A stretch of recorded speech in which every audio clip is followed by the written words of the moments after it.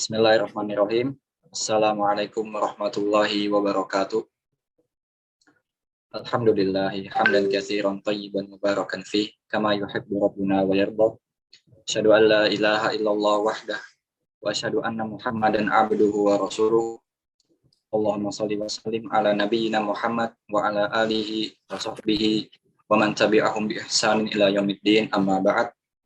Taib jemaah sekalian, alhamdulillah kita berkumpul kembali pada malam hari ini secara online di bawah naungan Majelis Ta'lim Ar-Raudhah, ya, dalam rangka mendengarkan atau menyimak kajian dengan tema bimbingan Islam yang akan disampaikan insya Allah oleh Al-Ustadz Ahmad Zainuddin Al-Banjari hafizahullah ta'ala. Ya, kami ucapkan jazakallahu khairan, terima kasih Ustadz atas keluangan waktu yang telah diberikan untuk hadir di tengah-tengah kita. Baik, jamaah sekalian, sebelum kita mulai ke penyampaian muhadharah, kami ingin membacakan tata tertib kajian kita terlebih dahulu. Ya, boleh ditampilkan. Ya, adab majelis ilmu online. Yang pertama, ikhlas karena Allah semata, kemudian menyimak dengan tenang dan penuh perhatian. Berusahalah mencatat faedah-faedah yang disampaikan. Kemudian wajib menggunakan nama yang mudah dikenali saat join Zoom, bukan menggunakan nama perangkat elektronik atau lainnya. Kemudian saat kajian mohon mikrofon di mute dan kameranya di off. Ini berlaku untuk ikhwan dan akhwat. Kemudian sesi tanya jawab, bisa raise hand, nanti setelah diizinkan bisa langsung bertanya kepada Ustadz. Kemudian bisa juga menggunakan chat ya, yang dikirimkan kepada co-host yang bernama moderator yang nanti akan kami bacakan kepada Ustadz. Untuk yang raise hand, aturannya adalah akhwat kameranya wajib off dan ikhwan kameranya boleh on jika berkenan. Kemudian menjaga adab saat bertanya, mendoakan Ustadz, bertanya jika ada materi yang kurang jelas, dan pertanyaan yang sesuai tema akan kami dahulukan. Barakallahu fikum. Selanjutnya kami persilakan kepada Ustadz untuk menyampaikan. Silakan Ustaz. Bismillahirrahmanirrahim. Innal hamdalillah nahmaduhu wa nasta'inuhu wa nastaghfiruh wa na'udzu billahi min shururi anfusina wa sayyiati a'malina.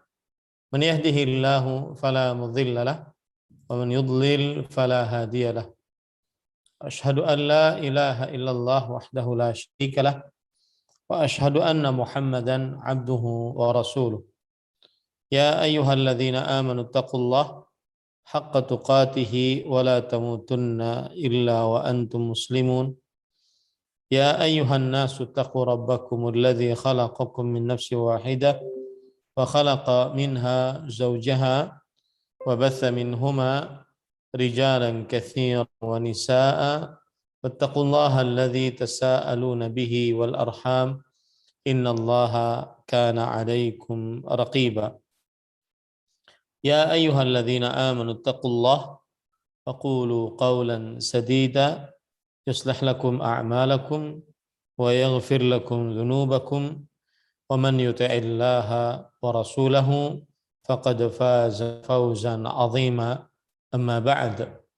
فإن أصدق الحديث كتاب الله وأحسن الهدي هدي محمد صلى الله عليه وعلى آله وسلم وشر الأمور محدثاتها وكل محدثة بدعة وكل بدعة ضلالة وكل ضلالة في النار. Alhamdulillah, kita bersyukur pada Allah Subhanahu wa taala pada hari ini, hari Jumat malam Sabtu 26 Al-Muharram, bulan Allah yang suci 1443 Hijriah. Kita dimudahkan oleh Allah Subhanahu wa taala untuk duduk bersama mengkaji kembali kitab Taujihat Islamiyah li Islahil Fardi wal Mujtama', bimbingan Islam untuk pribadi dan masyarakat, yang ditulis oleh Fadilatul Syekh Muhammad bin Jamil Zainu rahimahullahu ta'ala. Salawat dan salam semoga selalu Allah berikan kepada Nabi kita Muhammad sallallahu alaihi wa ala alihi wasallam, pada keluarga beliau, para sahabat, serta orang-orang yang mengikuti beliau sampai hari kiamat kelak. Dengan nama-nama Allah yang husna dan sifat-sifatnya yang ulia, kita berdoa, Allahumma inna nas'aluka ilman nafi'an wa rizqan tayyiban wa amalan mutaqabbala. Wahai Allah, sungguhnya kami memohon kepada Engkau ilmu yang bermanfaat, rezeki yang baik, dan amal yang diterima. Allahumma amin. Ahibatil muslimun, afanillah wa iyyakum. Kaum muslimin yang saya cintai karena Allah, semoga Allah Subhanahu wa taala selalu memberikan afiat kepada kita di dunia dan di akhirat.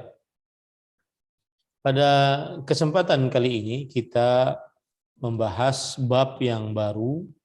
Penulis Syekh Muhammad bin Jamil Zainu rahimahullahu taala berkata, Aina Allah? Di manakah Allah? Ini adalah bab yang baru yang kita bahas pada malam ini. Mudah-mudahan kita menyelesaikan bab ini. Taib. Saya akan bacakan bahasa Arabnya, nanti terjemahannya dibacakan oleh Ustadz.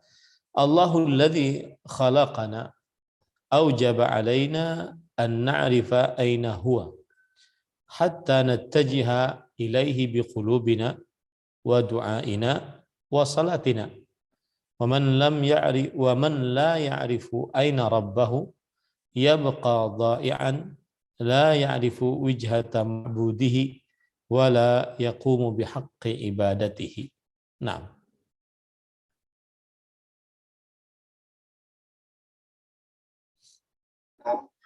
Di mana Allah Azza wa Jalla yang menciptakan kita, mewajibkan kita untuk mengetahui di mana Dia, sehingga kita dapat menghadap kepadanya dengan hati, doa, dan sholat kita. Orang yang tidak tahu di mana Tuhannya akan tersesat. Ia tidak tahu kemana ia menghadap kepada sembahannya, dan tidak dapat melaksanakan ibadah atau penghambaan kepadanya dengan sebenar-benarnya. Nah, Taib. Kata di mana Allah ini adalah sebenarnya dari hadis Rasul Shallallahu Alaihi Wasallam. Dan hadis ini saya akan kupas dan saya bacakan dulu, yaitu hadis yang diriwayatkan oleh Imam Muslim dari sahabat Nabi Muawiyah bin Al-Hakam As-Sulami radhiyallahu anhu. Dalam hadis yang panjang, beliau berkata, "Wa kanat li jariyatun tar'a ghanaman li qibala Uhudin wal Jawaniyah. Fattala'tu dhata yawmin fa idza adh-dhibu qad dhahaba bi shatin min ghanamiha wa ana rajulun min bani Adam. Asafu kama ya'safun. Lakinni sakaktuha sakkatan. Fa'ataitu Rasulullah sallallahu alaihi wasallam. Fa'azzama dhalika alayya. Qultu ya Rasulullah, afala u'tiquha? Qala, i'tini biha. Fa'ataituhu biha. Faqala laha, ayna Allah? Qalat fis sama'. Qala man ana? Qalat anta Rasulullah. Qala a'tiqha fa innaha mu'minah. Jadi tema atau bab kita Aina Allah ini diambilkan dari hadis ini. Saya artikan hadisnya dari Muawiyah bin Al-Hakam As-Sulami. Dalam hadis yang panjang radhiyallahu anhu, beliau bercerita, aku memiliki seorang budak perempuan yang menggembala kambing-kambing milikku di daerah Uhud dan juga di daerah Al-Jawaniyah. Daerah Al-Jawaniyah adalah sebuah daerah di utaranya kota Madinah. Lalu aku melihat pada suatu hari ada serigala yang sudah memakan salah satu anak kambing dari kambing-kambingnya. Dan aku adalah seorang dari manusia yang kadang marah sebagaimana manusia juga marah. Lalu aku tempeleng dia dengan tempelengan yang keras. dan kemudian aku mendatangi Rasulullah sallallahu alaihi wasallam. Dan Rasul sallallahu alaihi wasallam menganggap hal tersebut adalah berat atasku. Artinya perbuatan menempeleng tersebut. Kemudian aku berkata kepada Rasul sallallahu alaihi wasallam, "Wahai Rasulullah, apakah aku memerdekakan budak tersebut?" Lalu Rasul sallallahu alaihi wasallam berkata, "Datangkan budak tersebut kepadaku." Maka aku pun mendatangkan budak tersebut kepada Rasul sallallahu alaihi wasallam. Lalu Rasulullah sallallahu alaihi wasallam bertanya, "Di manakah Allah?" Lalu budak perempuan tersebut menjawab, "Di langit." Nah, ini yang menjadi pembicaraan, yaitu ainallah. Di manakah Allah Subhanahu wa taala? Itu pertanyaan Rasulullah sallallahu alaihi wasallam. Maka perempuan budak ini menjawab, ainallah, fis sama, di langit. Kemudian Rasul sallallahu alaihi wasallam bertanya lagi, man ana? Siapa aku? Lalu perempuan tersebut menjawab, anta Rasulullah. Engkau adalah Rasulullah sallallahu alaihi wasallam. Lalu Rasulullah sallallahu alaihi wasallam bersabda, a'tiqha fa innaha mu'minah. Artinya merdekakanlah budak tersebut karena sesungguhnya ia adalah wanita yang beriman. Di sini yang patut kita perhatikan adalah bahwa termasuk hal yang buruk dan sangat bodoh adalah ketika seseorang menyatakan tidak boleh bertanya di mana Allah. Dan ini dijelaskan oleh para ulama rahimahumullah. Oleh Ibnu Qudamah Al-Maqdisi rahimahullah. Ulama Islam abad Al-Hafidh Abdul Ghani Al-Maqdisi maksud saya. Al-Hafidh Abdul Ghani Al-Maqdisi, ulama Islam abad ke-6 Hijriah, wafat pada tahun 600 Hijriah. Di dalam kitab beliau Al-Iqtisadu fil I'tiqad, beliau berkata, wa min ajhali jahlan wa askhafi aqlan wa adalla sabilan mimman yaqulu innahu la yajuz an yuqal aina Allah ba'da tasrihi sahibi syariah biqaulihi aina Allah.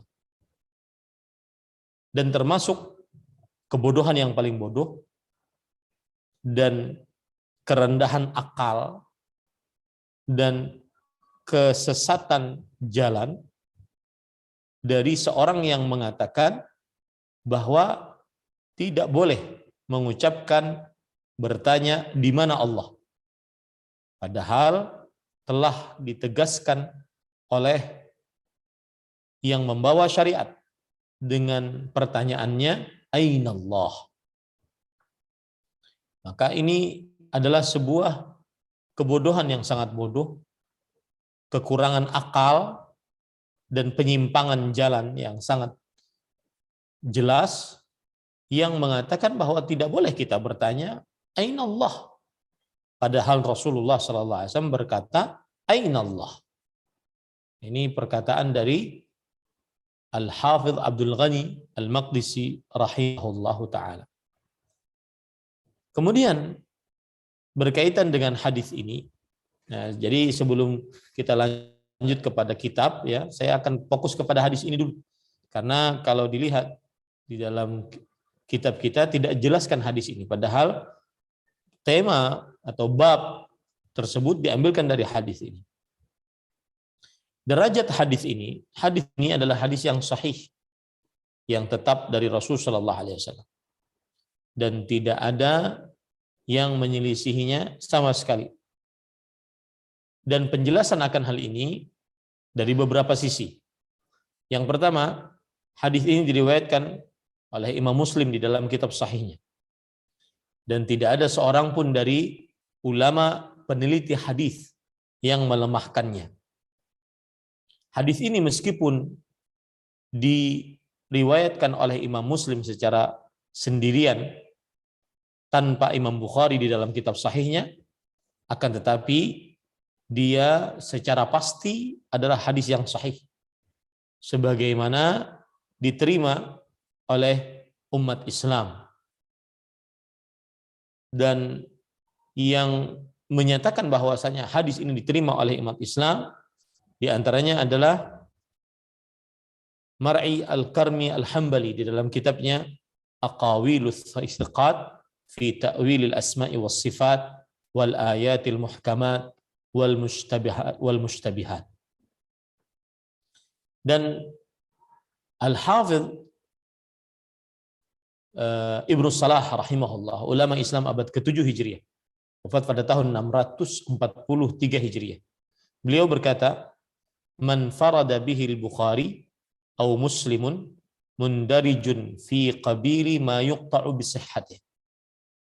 Apa saja yang diriwayatkan sendirian oleh Imam Bukhari atau oleh Imam Muslim, dia termasuk dari hadis yang dipastikan kesahihannya. Li talaqqil ummatu kulla wahidin min kitabaihima bil qabuli 'ala al wajhi alladhi fassalnahu min halihima fima sabaq. Disebabkan umat Islam menerima setiap salah satu dari dua kitab mereka berdua dengan penerimaan atas sisi yang telah kita rincikan dari keadaan keduanya di dalam apa yang sudah kita sebutkan sebelumnya. Siwa ahrufin yasirah, hanya beberapa huruf yang sedikit sekali. Takallama 'alaiha ba'du ahli naqdi min al-huffaz kad-Daraqutni wa ghairihi wa hiya ma'rufatun 'inda ahli hadzal syan. Telah berbicara atasnya sebagian dari peneliti dari para hafidh hadis seperti Imam Ad-Daraqutni dan selainnya, dan dia sudah dikenal menurut orang yang pintar dalam ilmu hadis.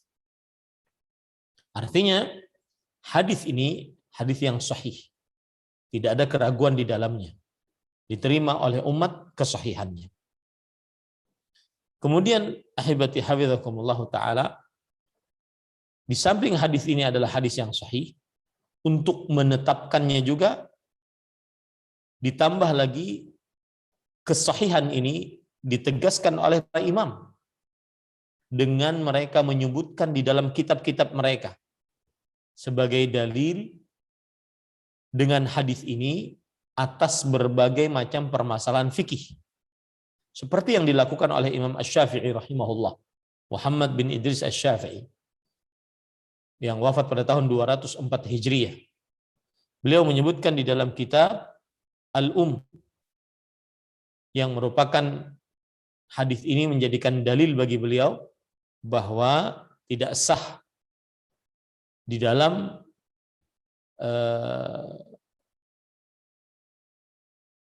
kafarah kecuali memerdekakan budak yang beriman. Lalu beliau menyebutkan hadis ini.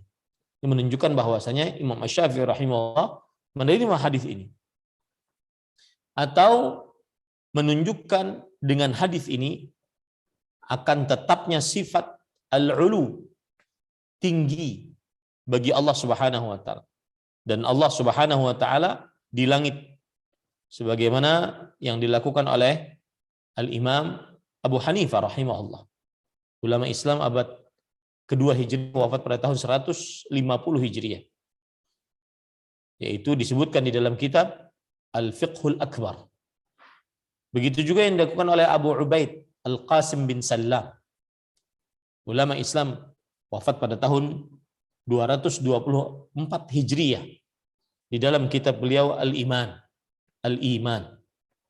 Kemudian begitu juga yang dilakukan oleh Imam Abu Sa'id Ad-Darimi rahimahullah, ulama Islam, wafat pada tahun 280 Hijriah, di dalam kitab beliau Naqdhil Marisi. Dan juga disebutkan oleh Abdullah bin Imam Ahmad rahimahullah, ulama Islam, wafat pada tahun 290 Hijriah, yang disebutkan oleh beliau di dalam kitab beliau As-Sunnah. Kemudian disebutkan oleh Imam Abul Hasan Al-Asy'ari rahimahullah. Ulama Islam wafat pada tahun 324 Hijriah.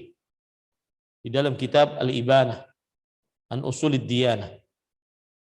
Kemudian juga disebutkan oleh Imam Ibnu Abi Zamanin Al-Maliki. Ulama Islam abad keempat Hijriah, wafat pada tahun 399 Hijriah. Di dalam kitab Ushulus Sunnah. Kemudian disebutkan oleh Imam Abu Nasr As-Sijzi. Ulama Islam abad kelima Hijriah, wafat pada tahun 444 Hijriah. Di dalam kitab Risalatus Sijzi ila Ahli Zabid. Kemudian Abul Husain Al-Imrani Asy-Syafi'i, ulama Islam abad ke-6 Hijriah, wafat pada tahun 558 Hijriah, juga menyebutkan hadis ini di dalam kitab Al-Intisar fi Raddi 'ala Al-Mu'tazilah Al-Qadariyah Al-Ashrar. Kemudian Abdul Ghani Al-Maqdisi Al-Hambali, ulama Islam abad ke-6 Hijriah, wafat pada tahun 600 Hijriah, di dalam kitab Lum'atul Al-Iqtisad fil I'tiqad. Kemudian Imam Ibnu Qudamah Al-Maqdisi Al-Hambali, ulama Islam abad ke-620, wafat pada 620 Hijriah. Beliau menyebutkan dalam kitab Lum'atul I'tiqad. Dan kalau kita sebutkan, masih banyak sekali ulama-ulama yang berdalil dengan hadis ini, yang menunjukkan bahwasanya hadis tersebut diterima oleh para ulama dan disahihkan oleh para ulama rahimahumullah ta'ala. Adapun ulama-ulama yang mensahihkannya selain yang sudah disebut tadi, di antaranya yaitu Abu Bakar Al-Baihaqi Asy-Syafi'i, ulama Islam abad ke-5 Hijriah, wafat pada tahun 458 Hijriah. Beliau mengatakan di dalam kitab Al-Asma' was Sifat, hadza sahih. Inilah hadis yang sahih. Wa yaqulu, dan juga berkata Abu Muhammad Al-Baghawi Asy-Syafi'i, ulama Islam abad ke-6 Hijriah, wafat pada tahun 516 Hijriah. Hadza haditsun sahih. Kata beliau begitu. Ini adalah hadis yang sahih. Kemudian beliau juga menyebutkan hadis ini di dalam bagian hadis-hadis yang sahih dalam kitab Masabihus Sunnah. Kemudian berkata Syihabuddin At-Turbishti, ulama Islam wafat pada tahun 661 Hijriah. Beliau berkata di dalam kitab Al-Muyassar fi Syarhi Masabihis Sunnah, fa innal haditsa haditsun sahih. Sesungguhnya hadis ini adalah hadis yang sahih. Kemudian juga dikatakan oleh Imam Syekhul Islam Ibnu Taimiyah rahimahullah, ulama Islam abad ke-8 Hijriah, wafat pada tahun 728 Hijriah. Ya, dan beliau mengatakan ini adalah hadis yang sahih. Bahkan Imam Az-Zahabi, ulama Islam abad ke-8 Hijriah, wafat pada tahun 748 Hijriah, beliau mengatakan faminal ahaditsil mutawatirah al-waridah fil ulu hadits Muawiyah bin Al-Hakam As-Sulami wa qala aidan hadza haditsun sahih. Termasuk hadis-hadis yang mutawatir. Hadis yang mutawatir yang diriwayatkan oleh banyak sahabat, ya, tentang tingginya Allah Subhanahu wa taala, yaitu hadis Muawiyah bin Al-Hakam As-Sulami yang kita baca tadi. Dan beliau mengatakan ini adalah hadis yang sahih. Kemudian berkata Al-Hafidz Ibnu Hajar Al-Asqalani rahimahullah, wafat tahun 852 Hijriah.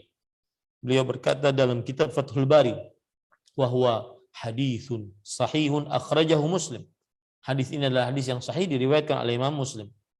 Berkata Mar'i Al-Karmi Al-Hambali, ulama Islam abad ke-11 Hijriah, wafat pada tahun 1033 Hijriah. Beliau mengatakan fil hadits sahihil masyhur alladzi rawahu al-a'immah fi kutubihim bi asanidihim wa talaqqathu al-ummah bil qabul, yaitu di dalam hadis yang sahih yang masyhur yang diriwayatkan oleh para imam di dalam kitab-kitab mereka dengan sanad-sanadnya dan diterima oleh umat Islam dengan penerimaan yang kuat, yaitu hadis Muawiyah bin Al-Hakam As-Sulami rahimahullah radhiyallahu anhu. Al-Imam Al-Albani rahimahullah, ulama hadis abad ke-15 Hijriah, wafat pada tahun 1420 Hijriah. sekitar 23 tahun yang lalu. Beliau mengatakan di dalam kitab Mukhtasar Al-Ulu lil Ali Al-Ghaffar, "Hadzal haditsu sahihun bila raib, ar-riwayah tsabitah al-muttafaq ala sihhatiha bainal muhadditsin." Ini hadis yang sahih tanpa ada keraguan di dalamnya. Riwayat yang tetap yang disepakati akan kesahihannya oleh para ahli hadis. Setelah ini semua, apakah tidak cukup bahwasanya ini hadis adalah hadis yang sahih? Lalu kemudian kenapa ada sebagian orang yang bukan ahli hadis meragukan akan kesahihan hadis ini? Kemudian ahibati hafizakumullah taala. Yang patut diperhatikan pada hadis ini juga adalah bahwa apa yang kita ambil faedah dari hadis ini? Yang kita ambil faedah dari hadis ini adalah yang pertama, bolehnya bertanya tentang Allah dengan berkata aina Allah, di mana Allah? Boleh bertanya. Ya, boleh bertanya di mana Allah Subhanahu wa taala. Kemudian boleh mengabarkan bahwa Allah Subhanahu wa taala fis sama, di langit. Kemudian juga menghukumi siapa yang berkeyakinan demikian dengan keimanan. Menghukumi siapa yang berkeyakinan demikian dengan keimanan. Coba perhatikan perkataan yang disebutkan di dalam kitab Ibtalut Ta'wilat yang berkata adalah Abu Ya'la Al-Farra Al-Hambali, ulama Islam abad ke-5 Hijriah. Wafat pada tahun 458 Hijriah. I'lam anna al-kalama fi hadzal khabari fi faslain. Ketahuilah bahwa pembicaraan dalam hadis ini dalam 2 fasal. Yang ahaduhuma fi jawazi su'al anhu subhanahu bi aina huwa. Yang pertama, boleh bertanya tentang Allah Subhanahu wa taala dengan pertanyaan di manakah Allah? Boleh. Wa jawazul ikhbar anhu bi annahu fis sama, dan boleh mengabarkan tentang Allah bahwasanya Allah di langit. Watsani, dan yang kedua adalah a'tiqha fa innaha mu'minah, yaitu merdekakan budak tersebut, sesungguhnya dia adalah orang beriman.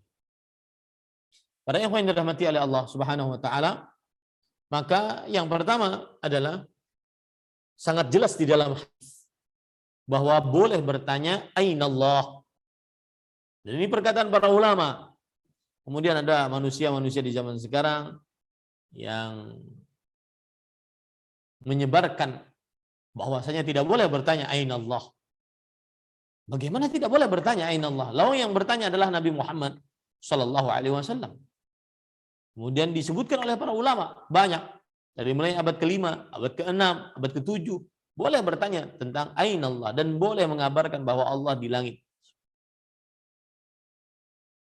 Kenapa? Kata Abu Ya'la Al-Farra Al-Hambali, ulama Islam abad ke-5 Hijriah, di anna Nabi sallallahu alaihi wasallam qala laha aina Allah. Karena Nabi Muhammad sallallahu alaihi wasallam bertanya kepada budak wanita tersebut, di mana Allah? Falaula anna as-su'ala anhu jaiz lam yas'al. Kalau seandainya pertanyaan tersebut tidak diperbolehkan, maka Nabi Muhammad sallallahu alaihi wasallam tidak akan bertanya. Wa ajabathu bi annahu fis sama wa aqarraha ala dzalik. Dan budak perempuan tersebut menjawab bahwasanya Allah di langit dan Nabi Muhammad sallallahu alaihi wasallam menetapkannya. Falaula annahu yajuzul ikhbaru anhu subhanahu bidzalika lam yuqirruha alaihi. Kalau seandainya tidak boleh mengabarkan bahwa Allah Subhanahu wa taala di langit, maka Rasul sallallahu alaihi wasallam tidak menetapkannya. Fa ajaza su'ala wa ajaba anhu. Dan Nabi Muhammad sallallahu alaihi wasallam kalau begitu membolehkan bertanya aina Allah, dan beliau menjawab dan ia menjawab tentang hal tersebut. Artinya diperbolehkan jawaban atas hal tersebut di langit. Ini para ikhwan yang dirahmati oleh Allah Subhanahu wa taala. Dan bersamaan dengan diperbolehkannya bertanya di manakah Allah, Maka jawaban datang dengan fitrah yang sudah tertanam di dalam hati setiap orang, bahwasanya Allah Subhanahu wa taala di langit.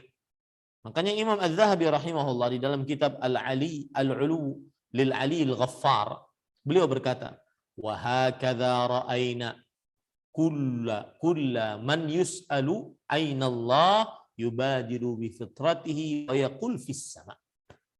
Demikianlah kita melihat, kita perhatikan setiap orang yang ditanya di mana Allah, maka dia langsung menjawab dengan fitrahnya fis sama, di langit.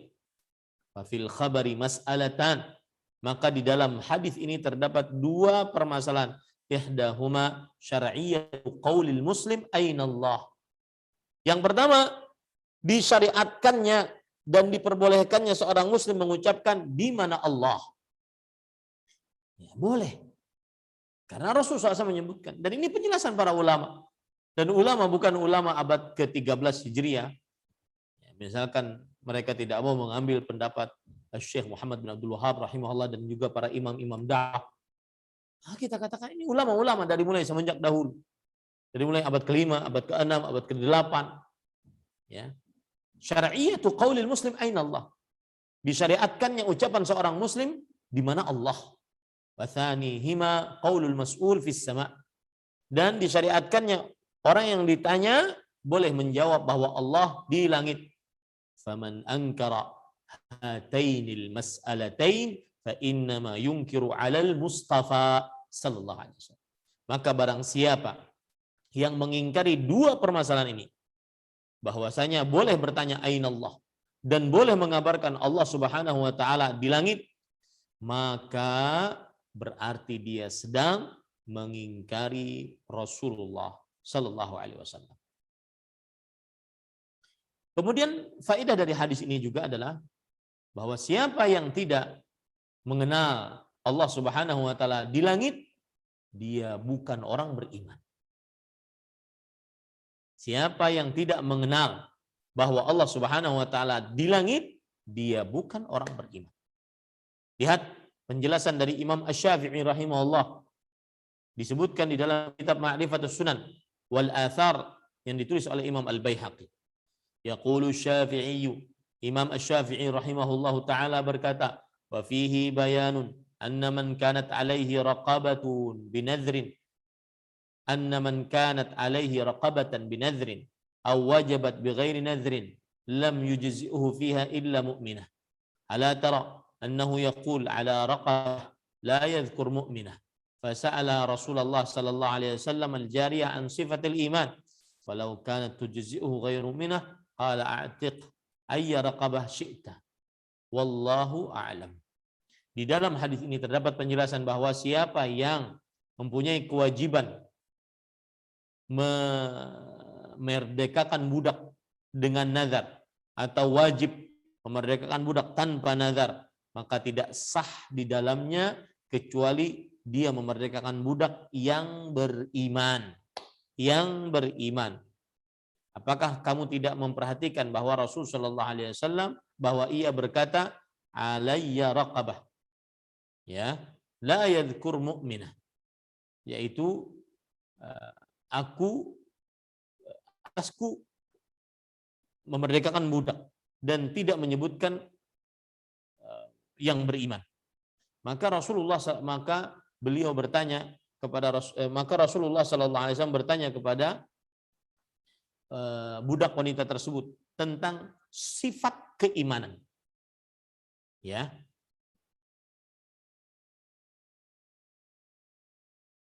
Jikalau sah, maka tidak beriman. Yaitu Rasulullah SAW berkata, a'tiq ayyu raqabah syi'ta. Merdekakan budak mana saja yang kau kehendaki. Allahu a'lam. Intinya Imam Asy-Syafi'i rahimahullah ingin menjelaskan kepada kita bahwasanya siapa yang tidak mengenal bahwa Allah di langit, maka bukan orang beriman. Ini para ikhwan dirahmati oleh Allah. Begitu juga penjelasan dari Imam Ad-Darimi rahimahullah yang disebutkan di dalam kitab Ar-Raddu 'alal Jahmiyah. Beliau mengatakan, "Fa fi hadithi Rasulullah sallallahu alaihi wasallam hadza dalilun ala anna ar-rajula idza lam ya'lam anna Allah azza wa jalla fis sama' duna al-ardi falaysa bimu'min." Di dalam hadis Rasulullah SAW ini terdapat dalil bahwa seseorang jika tidak mengetahui bahwa Allah Azza wa Jalla di langit bukan di bumi, maka ya dia bukan orang beriman. Walau kana 'abdan fa'tiqa lam yajuz fi raqabatin mu'minah. Kalau seandainya dia budak lalu dimerdekakan, maka tidak sah di dalam pemerdekaan budak yang beriman, karena idz la ya'lam anna Allah fis sama', karena dia tidak mengetahui bahwa Allah di langit. Ala tara anna Rasulullah sallallahu alaihi wasallam ja'ala amarata imaniha ma'rifatuha anna Allah fis sama'. Maka engkau tidak memperhatikan bahwa Rasulullah sallallahu alaihi wasallam menjadikan tanda keimanannya adalah pengetahuannya bahwa Allah Subhanahu wa taala di langit, bahwa Allah Subhanahu wa taala adalah di langit. Ini para ikhwan yang dirahmati oleh Allah Subhanahu wa taala. Kemudian hadis ini juga kita bisa ambil pelajaran darinya, yaitu tetapnya sifat tinggi bagi Allah yang maha tinggi, yang maha pengampun. Ya. Dan sudah kita sebutkan tadi penyebutan segolongan dari para ulama yang berdalil dengan hadis ini atas hal ini. Di antaranya berkata Abu Sa'id Al-Imam Ad-Darimi rahimahullah, "Fallahu tabaraka wa ta'ala fawqa arsyih." Allah Subhanahu wa taala di atas arasy-Nya. Fawqa samawati, di atas langit-langitnya. Ba'inun min khalqih, terlepas dari makhluk-makhluknya. Faman lam ya'rifhu bidzalik lam ya'rif ilahahu alladhi ya'budu. Maka siapa yang tidak mengenal akan hal itu, dia tidak mengenal Tuhannya yang dia sembah. Wa ilmuhu min fawqil arsy bi aqsa khalqihi wa adnahum wahid. La yab'udu anhu syai'. Dan ilmu Allah dari atas arsy terhadap makhluknya yang paling bawah dan terhadap makhluknya yang paling dasar sama, tidak ada yang jauh dari Allah sesuatu apapun. Allah berfirman dalam surat Saba ayat 3, la ya'zubu anhu mithqalu dzarrah fis samawati wala fil ard. Tidak ada yang tersembunyi dari Allah walau seberat dzarrah, seberat semut, baik di langit ataupun di bumi. Subhanahu wa ta'ala amma yasifuhul mu'attilun uluwan kabira. Maha suci Allah dan maha tinggi dari apa yang disifati oleh orang-orang yang menolak sifat-sifat Allah. Ini para ikhwan yang dirahmati oleh Allah Subhanahu wa ta'ala. Kemudian patut diperhatikan, tidak ada keharusan jika menetapkan sifat tinggi bagi Allah kemudian ada kelaziman-kelaziman yang batil. Tidak ada. Sebagaimana penjelasan dari Syekhul Islam Ibnu Taimiyah rahimahullah dalam kitab Majmu'ul Fatawa, beliau mengatakan walakin laisa ma'na dzalika anna Allah fi jawfis sama wa anna as-samawati tahsuruhu wa tahwi. Akan tetapi ketika kita mengatakan Allah di langit, bukan maknanya bahwa Allah di ujung langit. Ya, atau di pojokan langit. Dan langit-langit menutupinya, meliputinya. Fa inna hadza lam yaqulhu ahadun min salamatil ummati wa a'immatiha. Maka yang seperti ini belum seorang pun dari para salafus saleh dan para imam menyebutkannya. Bal hum muttafiquna ala anna Allah fawqa samawatihi ala arsy. Tetapi mereka bersepakat bahwasanya Allah di atas langit, di atas arsy-Nya, ba'inun min khalqih, terlepas dari makhluknya. Laisa fi makhluqatihi syai'un min dzatih. Tidak ada di dalam makhluk-makhluknya sedikit pun dari zatnya Allah Subhanahu wa taala. wala fi dzatihi syai'un min makhluqatih, dan tidak ada di dalam zat Allah Subhanahu wa taala sedikit pun dari makhluk-makhluknya. Wa qad qala Malik bin Anas rahimahullah, innallaha fawqas samai wa ilmuhu fi kulli makan. Allah di langit, di atas langit, dan ilmunya Allah di setiap tempat.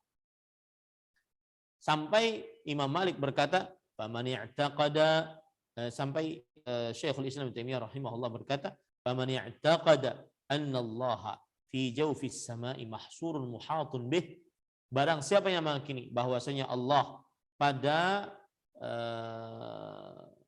dalam langit, tertutup, ditutupi, diliputi oleh langit, wa annahu muftaqirun ila arsh, dan bahwa Allah memerlukan kepada arsh, au ghairil arsh minal makhluqat, atau selain arsh dari para makhluk-makhluknya, au anna istiwa'ahu ala arshihi kastiwa'il makhluk ala kursi, atau istiwanya Allah di atas arshnya seperti istiwanya makhluk di atas kursinya, fahuwa dhalun mubtadi'un jahilun, maka orang ini menyimpang, ahli bid'ah dan bodoh.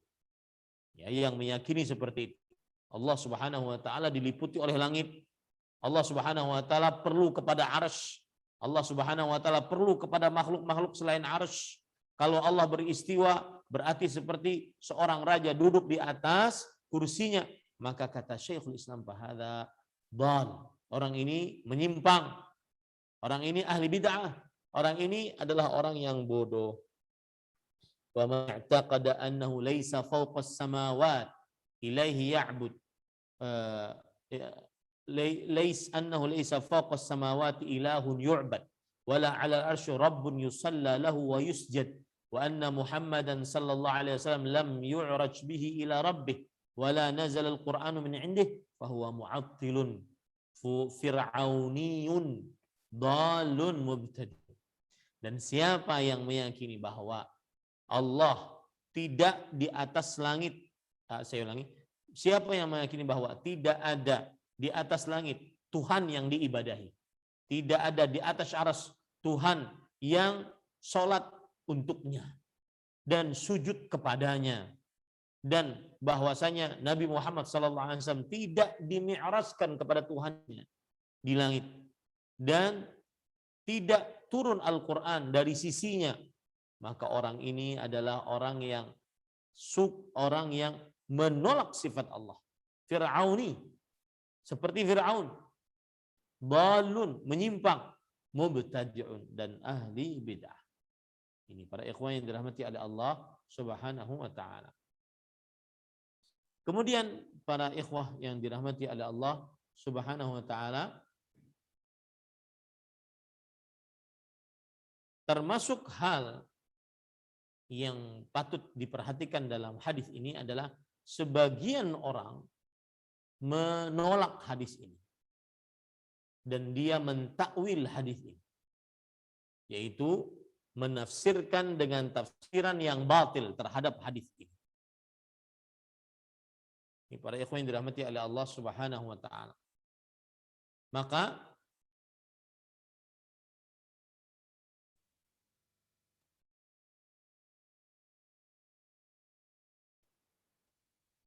berkata Al-Qadhi Iyad rahimahullah, ulama Islam abad ke-6 Hijriah, wafat pada tahun 544 Hijriah. La khilafa bainal muslimina qatibatan muhaddithuhum wa faqihuhum, wa bainal muslimina qatibatan muhaddithihim wa faqihihim wa mutakallimihim wa muqallidihim wa nudharihim anna adh-dhawahir al-waidah bi dzikrillah fis sama' ka qawli amintum man fis sama' annaha laysat ala dhahiriha wa annaha mutaawwilatun 'inda jami'i. Tidak ada khilaf di antara kaum muslimin seluruhnya, ahli hadisnya, ahli fikihnya, ahli kalamnya, orang yang taklidnya, orang yang ilmunya, bahwa yang lahir yang tersebutkan menyebutkan bahwa Allah Subhanahu wa taala di langit, seperti firman Allah dalam surat Al-Mulk ayat 16, apakah kalian merasa aman dengan zat yang berada di langit? Ini adalah bukan secara zahirnya, tetapi dia adalah ditakwil menurut seluruh mereka. Jadi Al-Qadhi Iyad rahimahullah berpendapat bahwasanya Allah di langit itu ditakwil. Ini disebutkan di dalam kitab Ikmalul Mu'allim bi Fawaidi Muslim.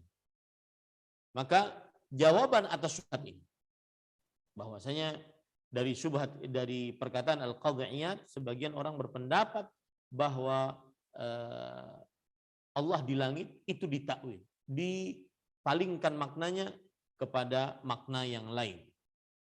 Maka para ikhwan yang dirahmati oleh Allah Subhanahu wa taala, kita jawab bahwa perkataan ini adalah perkataan yang batil.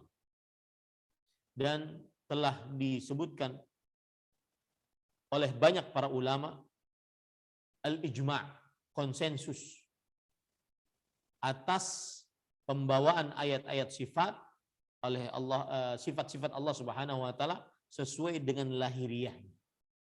Sesuai dengan lahiriah. Sebagaimana perkataan Abu Ya'la Al-Fara Al-Hambali di dalam kitab Ibtalut Ta'wilat. Beliau berkata, dalilun akhar ala ibtalit ta'wil. Dalil yang lain atas tidak bolehnya dan rusaknya ta'wil. Anna sahabata wa man ba'dahum minat tabi'in hamaluha yakni ayatis sifati lillahi ta'ala ala zahiriha walam yata'arradu li ta'wiliha wala sarfi an zahiriha. Dan bahwasanya para sahabat dan juga orang-orang yang setelah mereka, yaitu dari para tabi'in, membawakan ayat-ayat sifat secara lahiriah dan tidak melakukan takwil pada ayat-ayat sifat tersebut, tidak memalingkan maknanya dari lahiriahnya. Falau kana ta'wilu sa'ighan lakana asbaqa ilaih. Kalau seandainya takwil memalingkan maknanya kepada makna yang menyimpang itu boleh, maka niscaya mereka akan lebih dahulu. Lima fihi min izalati tashbih wa raf'i syubhah. Karena di dalamnya menghilangkan penyerupaan dan mengangkat syubhat. Bal qad ruwiya anhum ma dalla ala ibtalih. Bahkan telah diriwayatkan atas para ulama bahwa perbuatan takwil adalah batil. Ini para ikhwan yang dirahmati oleh Allah Subhanahu wa taala. Ditambah lagi bahwa hadis ini Allah di langit sesuai dengan apa yang disebutkan di dalam Al-Qur'an yang mulia. Berkata Al-Hafidh Ibnu Abdul Bar yang bermadzhab Maliki, ulama Islam abad ke-5 Hijriah, wafat pada tahun 463 Hijriah. Beliau mengatakan wa amma qauluhu fi hadzal haditsil jariyah. Adapun ucapan beliau di dalam hadis ini kepada budak wanita tersebut, ainallah, di mana Allah? Fa'ala dzalika jama'atu ahli sunnah wa hum ahlul hadis wa riwayatuhul muttafaqihuna fihi muttafiquna fihi wa sairu naqalatihi. Maka dalam atau di atas jawaban inilah pendapat dari ahlu sunnah dan mereka ahlul hadis wa ruwatuhul mutafaqihuna fihi wa sairu naqalatihi, dan juga para perawi-perawinya yang ahli fikih di dalamnya dan seluruh yang menukilkannya. Kulluhum yaqulu ma qala Allah taala fi kitabih. Seluruhnya berpendapat sebagaimana disebutkan oleh Allah dalam Al-Qur'an. Surat Thaha ayat 5, Ar-Rahmanu 'alal 'arsy istawa. Allah beristiwa di atas arsy.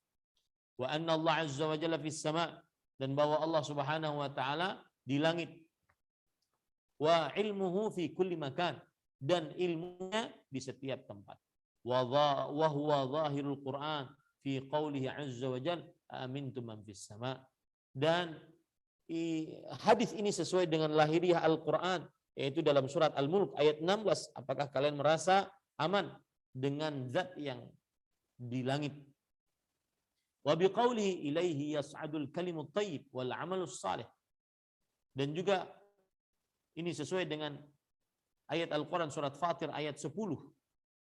Kepadanya naik ucapan-ucapan yang baik dan amal-amal yang saleh akan diangkat. Begitu juga sesuai dengan surat Al-Ma'arij ayat 4. Ta'rujul malaikatu warruh ilaih. Naik para malaikat dan juga ruh kepadanya. Naik. Wa mithlu hadza katsirun fil Qur'an. Dan yang seperti ini sangatlah banyak di dalam Al-Quran. Walaysa fi hadzal hadithi ma'nan yushkilu ghaira ma wasafna.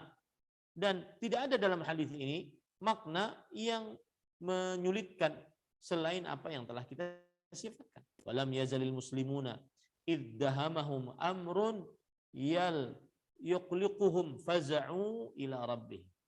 Yang artinya, dan masih saja kaum muslimin dari mulai semenjak dahulu, apabila ada sesuatu perkara yang menyesakkan dada mereka, farafa'u faza'u ila rabbih, mereka langsung menghadap kepada Allah.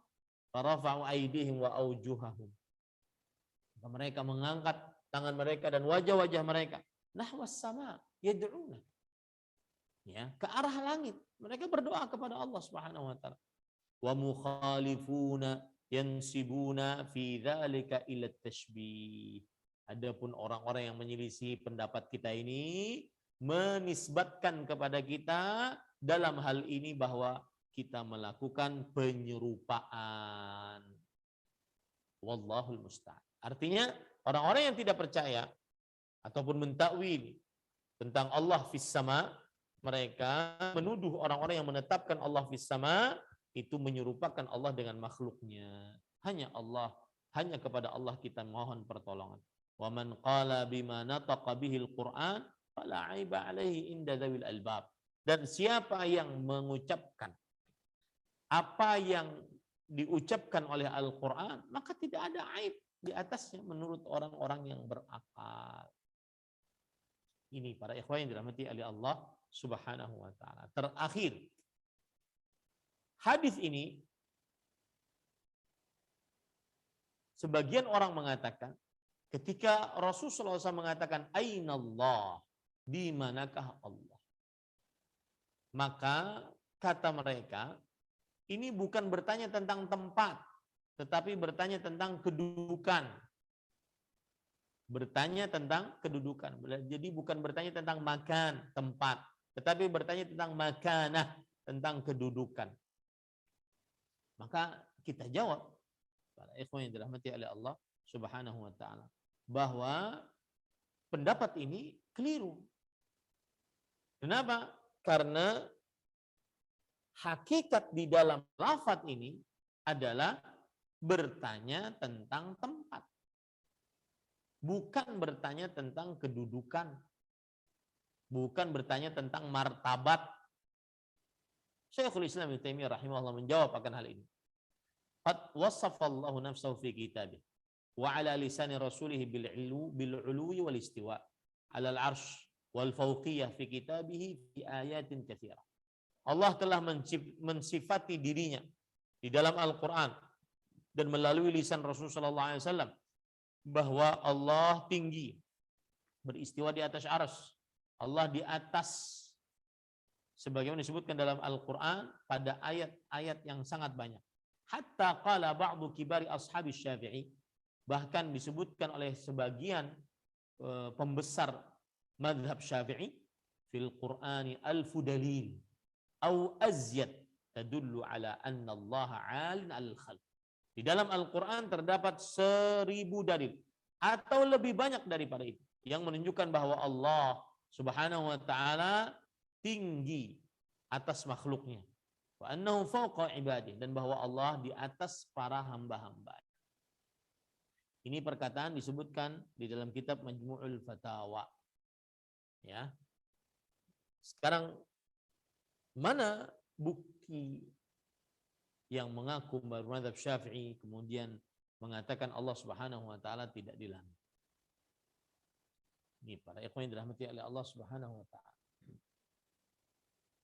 Kemudian berkata Imam Ibnu Qayyim Al-Jauziyah, ulama Islam pada abad ke-8 Hijriah, wafat pada tahun 751 Hijriah. Beliau mengatakan, "Wa idza kana al-'ulu wal fawqiyatu sifata kamalin la naqsa fihi wa la yastalzimu naqsan wa la yujibu mahdhuran wa la yukhalifu kitaban wa la sunnatan wa la ijma'an fa nafyu haqiqatiha 'ainul batil."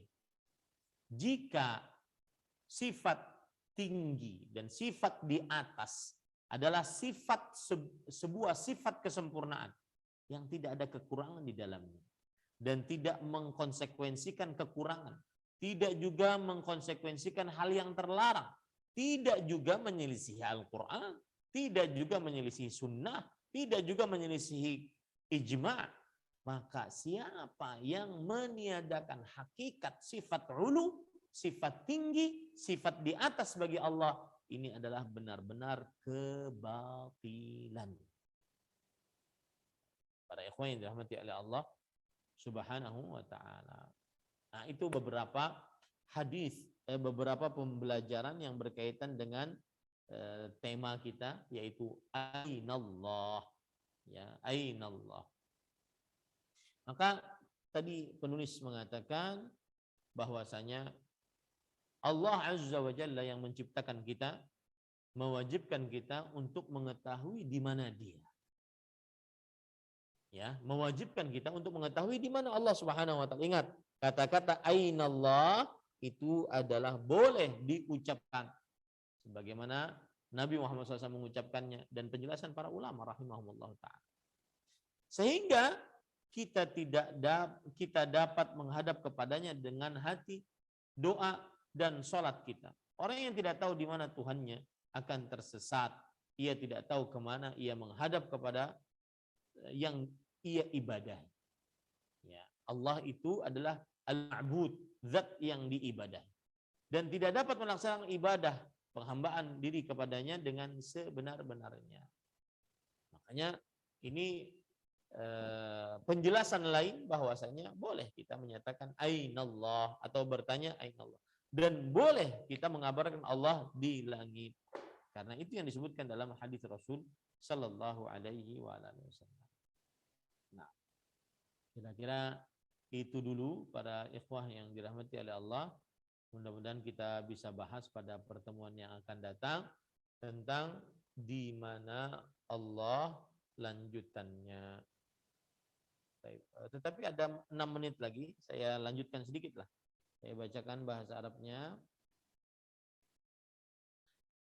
Qala al-musannifu rahimahullah inna sifatal uluwi lillahi ala khalqih hiya kabaqiyatus sifatil waridah fil Qur'ani wal ahadithis sahihah kas-sam'i wal basari wal kalami wan nuzul wa ghairi dhalika min sifatillah fa inna aqidatas salafis salihi wal firqatin najiyati ahli sunnati wal jama'ati al-iman bima akhbarallahu bihi fi kitabihi aw rasulihi fi ahadithihi min ghairi ta'wilin wala ta'tilin wala tashbihin liqaulihi ta'ala laisa kamitslihi syai' wa huwas samiul basir.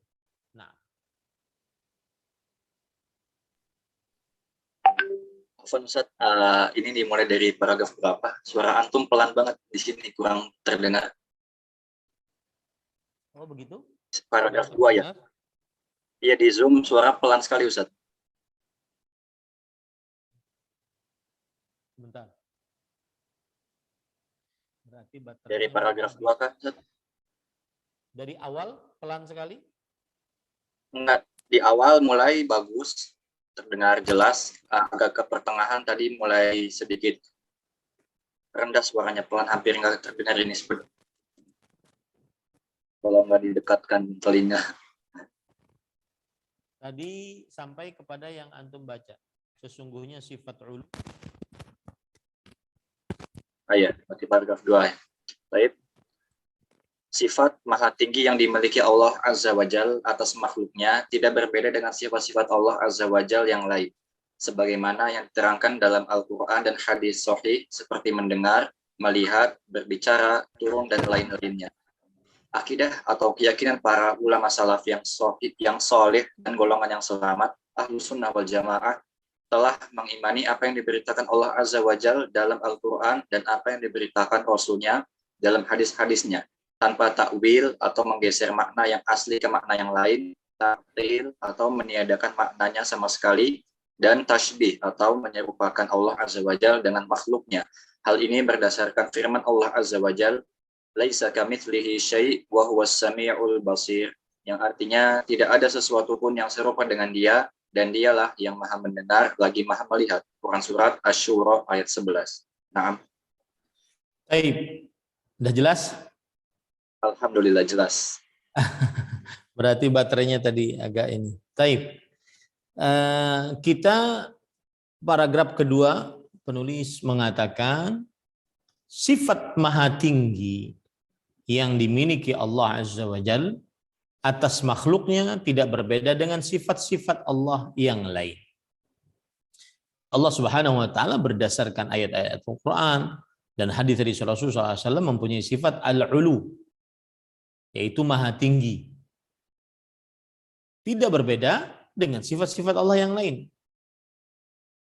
Sebagaimana yang diterangkan dalam Al-Quran dan hadis sahih. Seperti mendengar, melihat, berbicara, turun, dan lain-lainnya. Yaitu bahwa sifat ulu sama dengan sifat mendengar. Allah mempunyai pendengaran, Allah mempunyai penglihatan, Allah berbicara, Allah turun. Maka juga Allah beristiwa di atas arsy. Ya. Allah tinggi. Akidah atau keyakinan para ulama salaf saleh. Para ulama salaf saleh maksudnya adalah para sahabat dan para tabi'in, para tabi'ut tabi'in yang mengikuti para sahabat dengan baik. Itu namanya salafus saleh. Dan kemudian diikuti oleh para imam. Dan golongan yang selamat Ahlus Sunnah wal Jamaah. Golongan yang selamat maksudnya selamat dari api neraka. Masuk ke dalam surga. Telah mengimani apa yang diberitakan Allah Azza wa Jalla dalam Al-Quran. Dan apa yang diberitakan Rasulullah SAW dalam hadis-hadisnya. Begitulah Ahlus Sunnah wal Jamaah. Begitulah para sahabat Nabi radhiyallahu anhu. Mereka apabila ada penyebutan sifat dalam Al-Quran, penyebutan sifat dalam hadis dari Rasulullah SAW, maka mereka mengimaninya. Sebagaimana disebutkan oleh Allah, sebagaimana disebutkan oleh Rasulullah SAW. Karena yang paling paham tentang Allah Subhanahu wa taala adalah Allah. Dan yang paling paham tentang Allah Subhanahu wa taala dari makhluk-makhluknya adalah Rasulullah sallallahu alaihi wasallam. Tanpa takwil. Apa arti takwil? Menggeser makna yang asli ke makna yang lain, yang batil. Nah, itu ditambahi. Menggeser makna yang asli ke makna yang lain yang batil. Itu namanya takwil. Seperti istiwa yang artinya dalam bahasa Indonesia atau dalam bahasa Arab al-ulu wal irtifa, tinggi dan meninggi. Ya, tinggi dan meninggi. Itu makna dari istiwa. Kita faham maknanya. Dan kita imani istiwanya Allah secara lahiriahnya. Sebagaimana disebutkan oleh Allah Subhanahu wa ta'ala. Dan kita tidak takwil, kita tidak sampingkan atau palingkan makna aslinya ke makna lain yang batil. Yaitu dengan cara takwilnya menjadi istaula misalkan. Menjadi istaula. Yaitu menguasai. Yang asalnya tinggi, meninggi, di tempat yang tinggi, menjadi menguasai. Ini namanya takwil. Seperti juga dalam sifat turun. Wa jaa rabbuka wal malaku saffan saffa. Dan datang Tuhanmu. Maksud mereka, datang perkara Tuhanmu. Ini namanya takwil. Ya, menafsirkan makna, memalingkan makna yang asli kepada makna yang lain yang batil.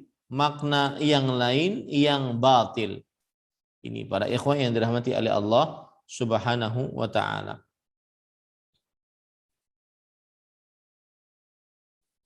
Kemudian di sini disebutkan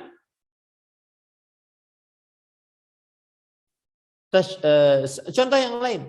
Ketika Allah bertanya kepada Iblis, "Ma mana'aka an tasjuda lima khalaqtu biyadai?"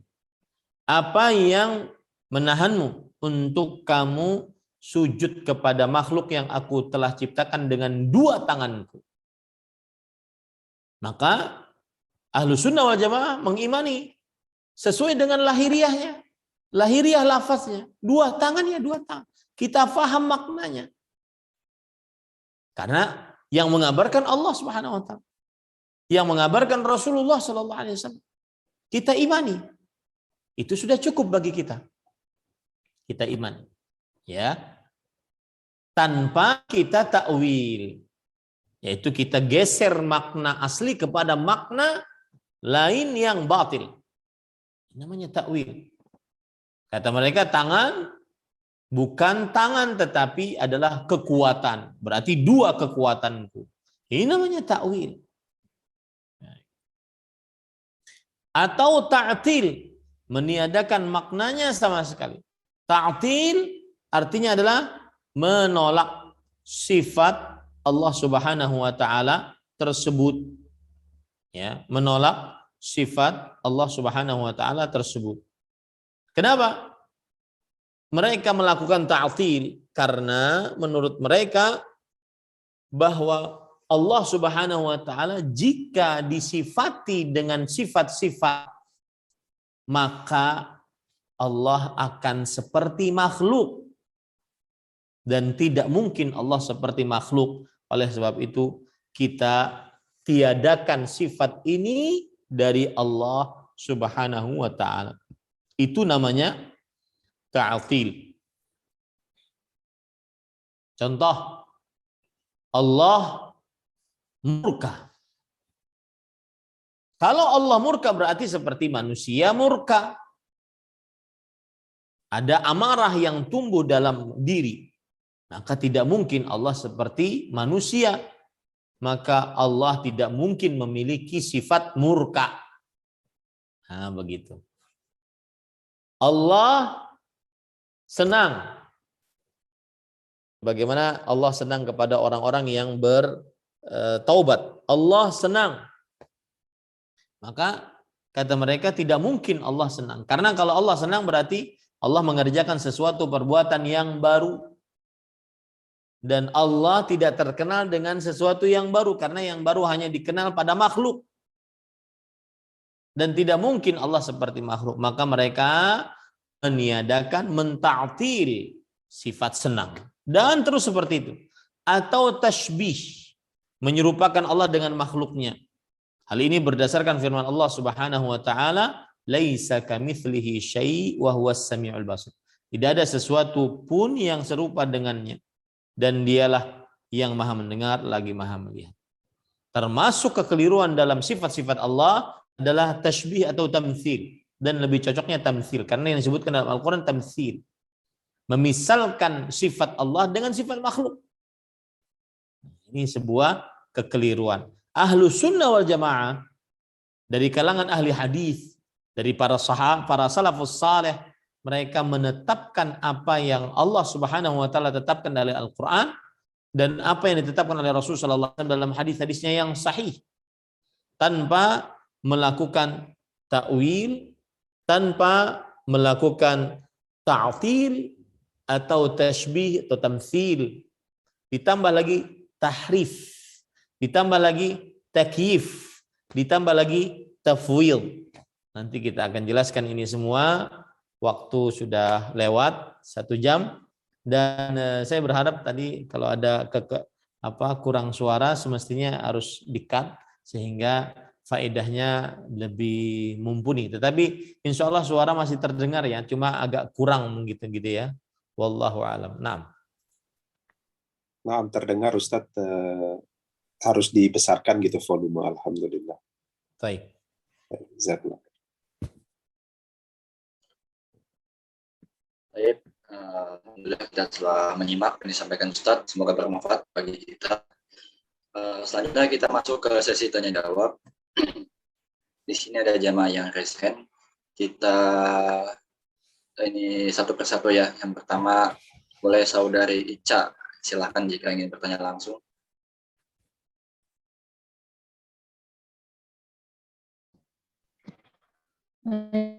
Assalamualaikum warahmatullahi wabarakatuh, Ustaz. Assalamualaikum warahmatullahi wabarakatuh.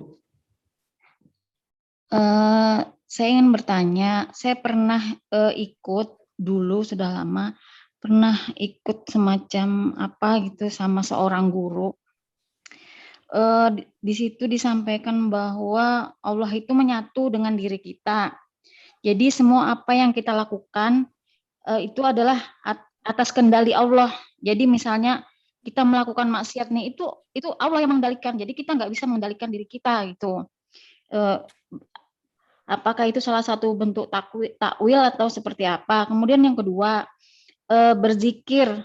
Ini di majelis yang lain lagi saya pernah ikut juga, berzikir dengan sampai menggeleng-gelengkan kepala sampai seperti orang mabuk, dengan alasan bahwa itu adalah bentuk kehusuan mengagungkan Allah, menghadirkan Allah di dalam diri, sampai intinya seperti seperti lupa bahwa kita tuh intinya menghadirkan di dalam diri kita gitu. Itu seperti apa Ustadz penjelasan yang itu, karena kalau sekarang saya sudah tidak di majelis itu lagi, karena menurut saya secara logika saja bahwa itu menurut saya tidak masuk akal gitu. Mohon penjelasannya. Jazakallahu khair, barakallahu fiik. Assalamualaikum warahmatullahi wabarakatuh. Waalaikumsalam warahmatullahi wabarakatuh. Jazakillahu khairan Bu Ica atas pertanyaannya. Semoga kita senantiasa diberikan ilmu yang dalam agama. Taib, sebelum saya jawab pertanyaannya, maka pertanyaan yang pertama bermuara kepada permasalahan takdir. Jadi kalau kita belajar rukun iman yang keenam, beriman kepada takdir baik dan buruknya, maka para ulama akan menjelaskan sebuah permasalahan di dalam masalah keimanan kepada takdir adalah perbuatan hamba. Perbuatan hamba ini apakah dia muyassar atau mukhayyar? Apakah seorang hamba itu dijalankan oleh Allah ataukah seorang hamba memilih perbuatannya dan juga kelakuannya? Ya, seperti sekarang saya minum. Apakah perbuatan saya minum ini saya dipaksa oleh Allah untuk minum, ataukah perbuatan saya minum ini adalah murni kekuatan saya, tidak ada kekuatan Allah Subhanahu wa taala sama sekali? Maka dua pendapat ini adalah dua pendapat kelompok yang menyimpang dari dalam masalah beriman kepada takdir. Kelompok yang pertama yang Ibu ikuti pengajiannya tadi, yaitu yang disebut dengan kelompok Al-Jabariyah. Kelompok Al-Jabariyah ini adalah kelompok yang meyakini bahwa manusia itu bagaikan robot dijalankan oleh Allah. Manusia itu bagaikan bulu ayam yang diterpa oleh angin. Manusia itu bagaikan daun yang diombak-ambikkan oleh angin. Mereka berdalil bahwa Allah Subhanahu wa taala berfirman, "Wa ma tasyauna illa an yasha Allahu rabbul alamin." Yang artinya dan apa saja yang engkau kehendaki tidak akan terjadi kecuali yang dikehendaki oleh Allah Tuhan semesta alam. Maka menurut mereka bahwa manusia itu dipaksa oleh Allah. Kalau dalam urusan ibadah, amal saleh, bagus pendapat ini. Tapi kalau dalam urusan maksiat, akhirnya melegalkan maksiat.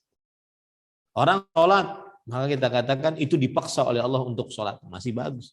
Orang berzina, minum khamar, berjudi, mencuri, membunuh, melakukan kesyirikan, maka mereka mengatakan dipaksa oleh Allah. Nah ini keliru. Kelompok yang kedua adalah kelompok Qadariyah yang menyatakan bahwa manusia mempunyai kekuatan tersendiri. Tidak ada ikut andil kekuatan Allah sama sekali. Saya ketika mengangkat gelas ini, maka ini adalah kekuatan saya tersendiri. Tidak ada ikut campur kekuatan Allah dalam diri saya. Ini namanya kelompok Qadariyah. Dan dua kelompok ini adalah dua kelompok tarafain naqil yang saling bertentangan, ekstrem kanan, ekstrem kiri. Wa khairul umuri awsatuha. Dan yang sebaik-baiknya adalah pertengahan, yaitu Ahlus Sunnah wal Jamaah, bahwasanya perbuatan hamba itu adalah kekuasaan hamba untuk melakukannya, tetapi dia adalah makhluk Allah dan ciptaan Allah dan atas kehendak Allah. Ketika saya mengangkat ini adalah kekuatan saya. Tapi jika Allah Subhanahu wa taala tidak menghendaki saya mengangkat dan tidak menciptakan bahwa saya mengangkat, maka tidak akan pernah terjadi. Itulah yang disebutkan tadi dalam Al-Qur'an, wa ma tasyaun. Lihat. Dan apa saja yang kalian kehendaki, di situ kan berarti ada manusia kehendak.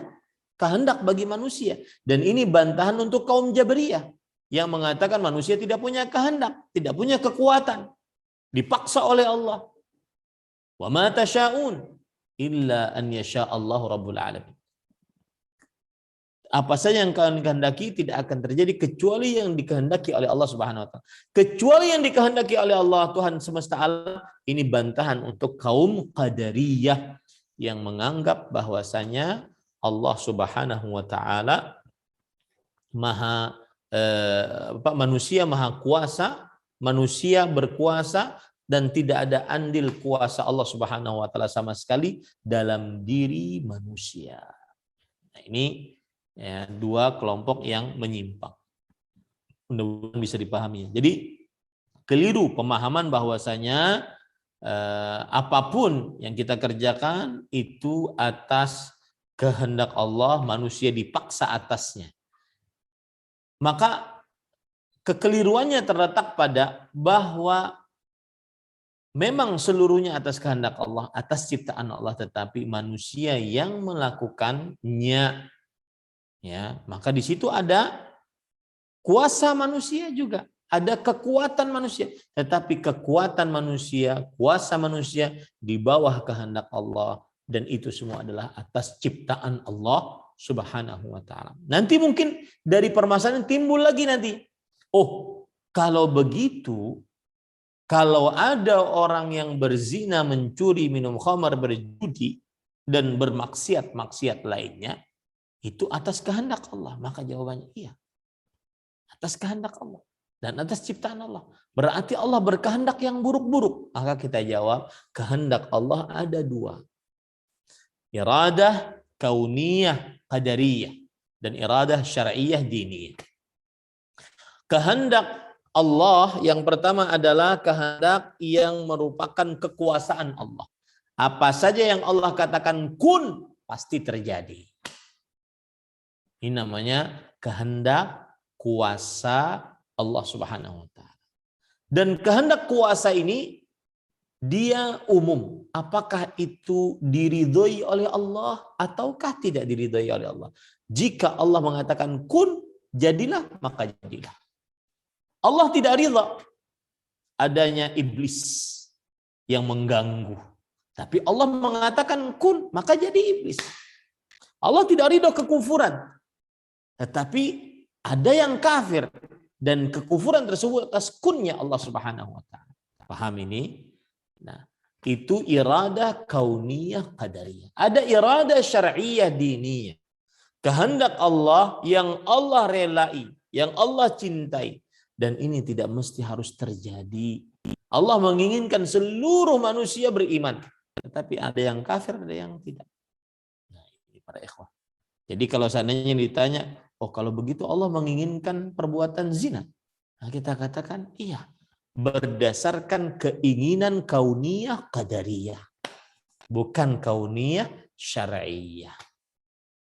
Ya, seperti itu yang pertama. Yang kedua adalah berzikir dengan menggoyang-goyang kepala. Jangankan menggoyang-goyang kepala, bahkan ada yang sampai berjingkrak-jingkrak, bahkan berjoget-joget, bersolawat sambil berjoget-joget, kemudian berzikir sambil berjingkrak-jingkrak. Maka ini semua belum dicontohkan oleh Rasul Shallallahu Alaihi Wasallam. Dan ini semua bertentangan dengan apa yang disebutkan oleh Allah Subhanahu Wa Taala dalam Al-Quran, yang mana Allah Subhanahu Wa Taala memerintahkan kita untuk melakukannya secara tadarru' wa khufyah, yaitu dalam ayat surat Al-A'raf ayat 55, ud'u rabbakum tadarru'an wa khufyah innahu la yuhibbul mu'tadin. Berdoalah kalian kepada Tuhan kalian dengan atau dalam keadaan merendahkan diri, khufyah, dengan suara yang lembut. Sesungguhnya Allah tidak menyukai orang-orang yang melampaui batas. Termasuk pelampauan batas adalah orang-orang yang berzikir dengan tata cara yang belum dicontohkan oleh Rasulullah Sallallahu Alaihi Wasallam. Nabi kita Muhammad Sallallahu Alaihi Wasallam tidak pernah berzikir sambil menari berputar-putar dengan alasan agar hati menyatu dengan Allah, dengan alam semesta. Ini adalah sebuah kelezatan saat berzikir sehingga dia sudah hilang dirinya, masuk ke dalam zatnya Allah Subhanahu Wa Taala. Ini adalah pemikiran orang-orang yang menyimpang dari kaum batiniyah, kaum yang hanya memperhatikan batin dan tidak memperhatikan lahiriah. Dan itu tidak ada contohnya sama sekali dari Rasulullah Sallallahu Alaihi Wasallam. Wallahu a'lam. Naam. Assalamualaikum. Selanjutnya pertanyaan langsung dari saudara atau saudari Hidayana. Ya, dipersilakan untuk bertanya langsung. Assalamualaikum warahmatullahi wabarakatuh. Ustaz. Assalamualaikum warahmatullahi wabarakatuh. Ada pertanyaan, tapi sebelumnya mungkin menginformasikan aja dulu Ustaz. Jadi dulu pernah Ibu Ana itu pernah menanyakan tentang bahwa arsy Allah itu di atas air kan gitu. Sebagaimana di dalam surat Hud. Cuma penjelasan seperti apa, Ana yang bilang bahwa ya kita pahami seperti apa adanya aja bahwa Allah berada di atas air. Sifatnya ya arsy Allah itu ada di atas air. Nah, kemudian di dalam hadis lain pernah Ana baca tentang sifat yang disampaikan oleh Rasulullah terkait dengan arsy tadi. Di dalam hadis surat Ibnu Abi Asim gitu disebutkan innallaha ala arsyhi wa ana arsyahu ala samawatihi wa bihi kahakada wa qala bi ashabihi mistal qubbah gitu. Nah, di situ disebutkan bahwa sesungguhnya Allah di atas arsy-Nya dengan arsy yang di atas langit-langit dan bumi seperti begini, dan beliau memberi isyarat dengan jari jemarinya seperti kubah.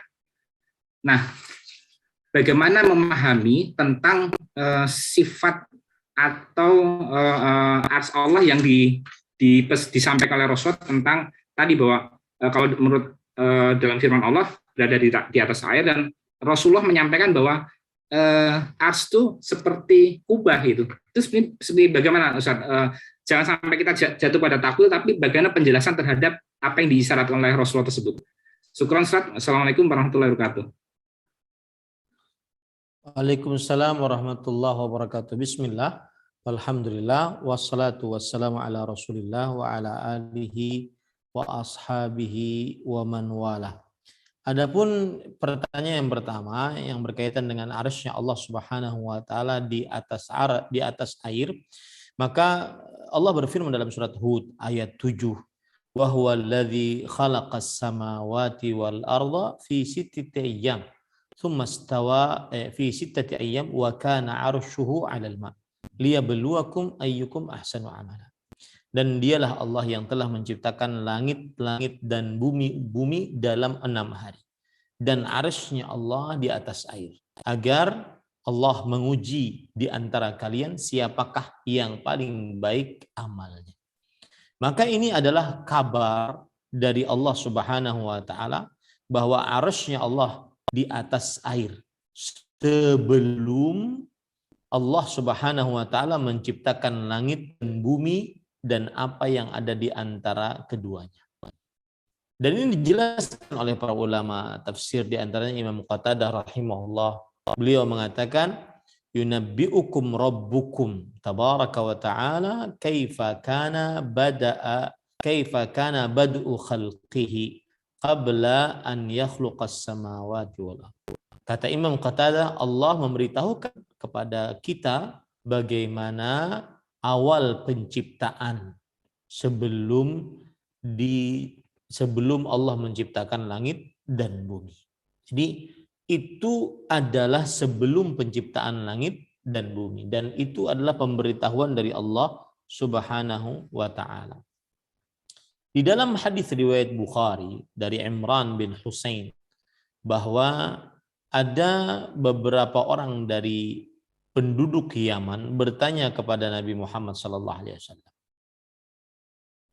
Kemudian mereka mengatakan, ji'naka nas'aluka an hadzal amr. Kami mendatangi engkau, bertanya kepada engkau tentang perkara ini, yaitu bahwa Allah di atas arsy.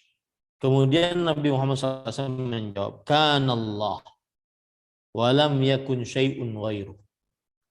Ada Allah dan tidak ada sesuatu apapun selain Allah. Wa kana arshuhu 'alal ma.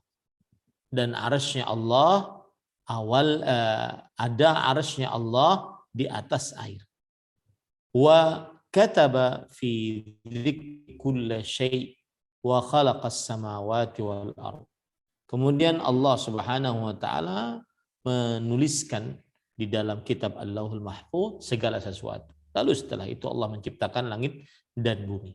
Maka ayat dan hadis ini menceritakan tentang kabar permulaan makhluk dan bahwa arsy-Nya Allah Subhanahu wa taala ada di atas air sebelum penciptaan langit dan bumi. Dan ini tidak menafikan bahwa arsy-Nya Allah masih saja ada di atas air.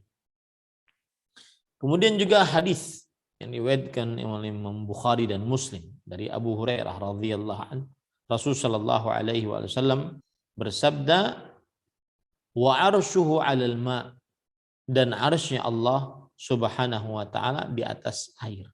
Kata Al-Hafidz Ibnu Hajar Al-Asqalani, zahiruhu annahu kadzalik hina tahdits bidzalik.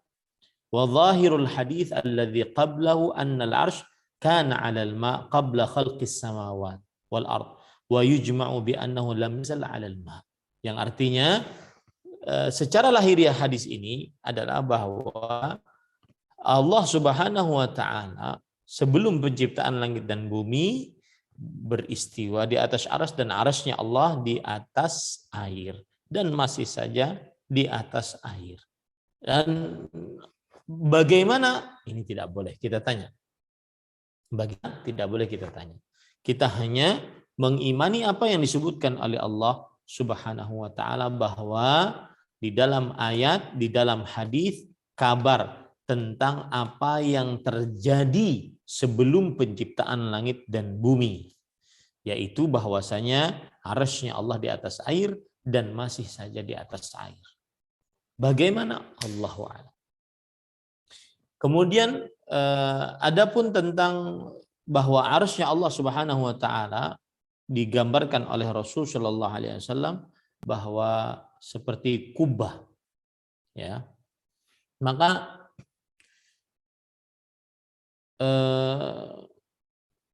para ulama menjelaskan bahwasanya diperbolehkan untuk menyebutkan sesuatu untuk mendekatkan makna, bukan untuk menyamakan dengan makhluk. Mendekatkan makna. Ya, di situ maksudnya, mendekatkan makna. Jadi apa yang dikatakan oleh Rasulullah SAW tersebut, beliau ingin mendekatkan makna, ya, bukan berarti beliau menyamakan seperti kubah yang dipahami oleh kita ketika kita melihat atau membaca hadis yang disebutkan oleh Rasul sallallahu alaihi wa ala alihi wasallam. Wallahu a'lam. Naam. Assalamualaikum.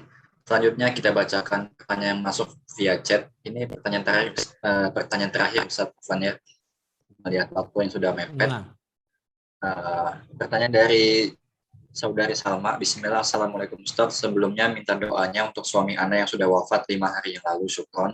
Kemudian mau bertanya, suami Ana meninggal sebab kecelakaan dan beliau mendapatkan santunan dari jasa raharja dan lain-lain. Apakah itu termasuk waris? Minta jawaban Ustaz Afwan, Ana bertanya tidak sejudul. Barakallahu fiik.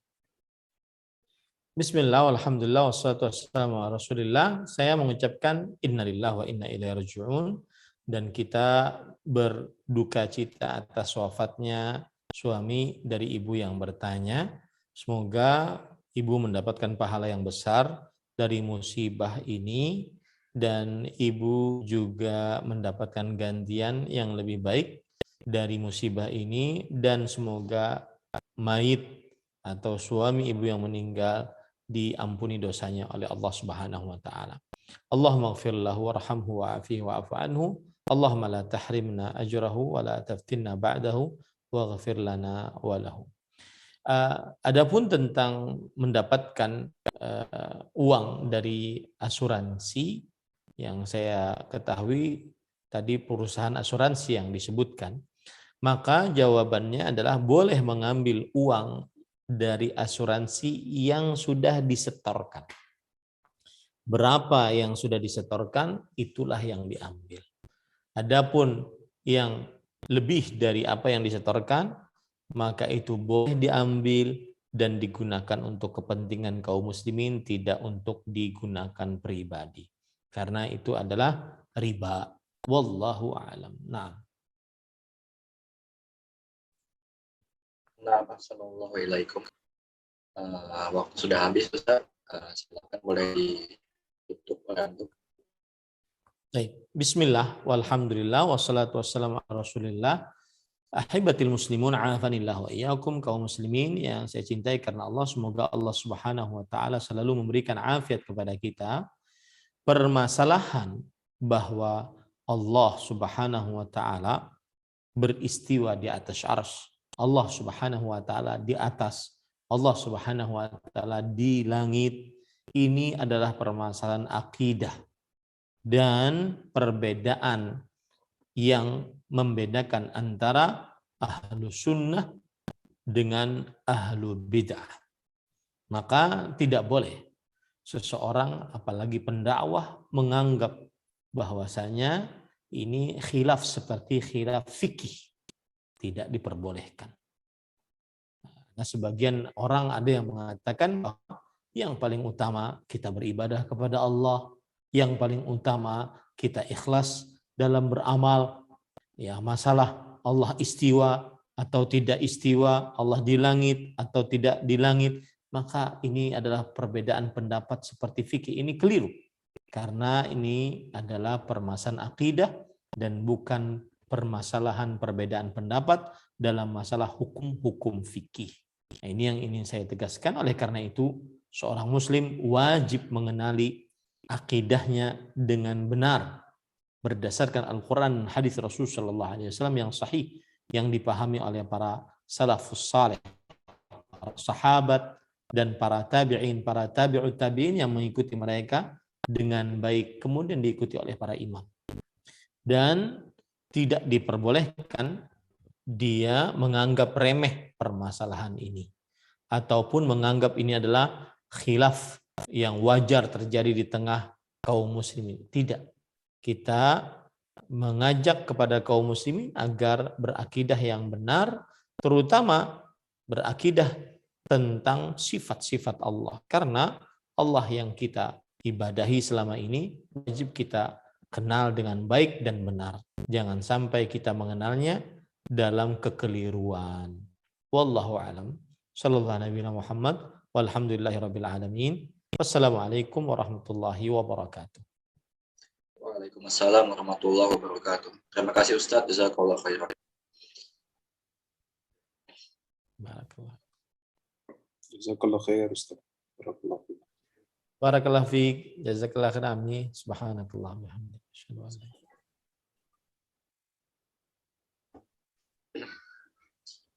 anta. Nah, Tafadhol. ya, sekalian, alhamdulillah kita setelah menyimak apa yang disampaikan Ustadz dan telah juga membacakan pertanyaan-pertanyaan yang masuk dan telah kita dengarkan jawaban dari Ustadz.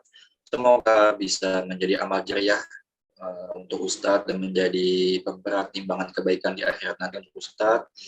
Dan juga semoga bisa bermanfaat ilmu yang disampaikan untuk kita, bisa kita amalkan dengan baik. Kemudian kami minta maaf atas segala kekurangan yang ada dari kami. Ya, kemudian juga kami mohon maaf atas pertanyaan-pertanyaan yang mungkin belum sempat kami bacakan atau penanya yang ingin bertanya langsung belum sempat kami persilahkan karena keterbatasan waktu yang kita miliki. Akhirul kalam, subhanakallah wa bihamdika, asyhadu an la ilaha illa anta, astaghfiruka wa atubu ilaik. Semoga dimudahkan untuk jumpa kembali di pertemuan yang akan datang. Wassalamualaikum warahmatullahi wabarakatuh.